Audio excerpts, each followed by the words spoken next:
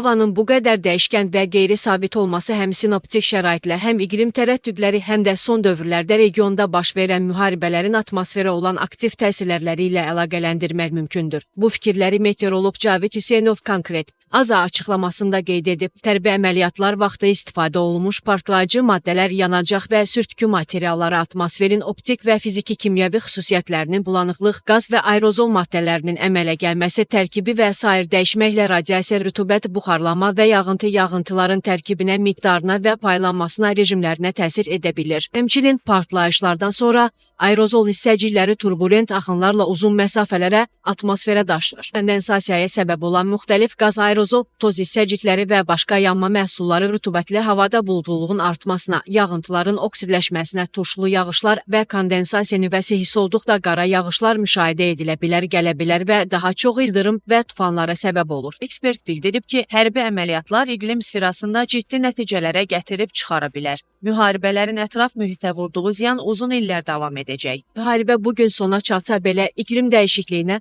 torpağın degradasiyasına və biomüxtəlifliyin itməsinə mənfi təsirlərdən xilas olmaq üçün 10 illiklər çəkəcək və bu cür ağır gərginliyə məruz qalan ekosistemi bərpa etmək üçün əhəmiyyətli səylər tələb olunacaq. Sadalanan bu amilləri nəzərə alaraq ehtimal edirəm ki, yayın mülayim isti keçəcəyi, meteoroloji göstəricilərin iqlim normasına yaxın olacağı, bəzi günlərdə isə havaların qısa müddətli qeyri-sabit olacağı proqnozlaşdırılır.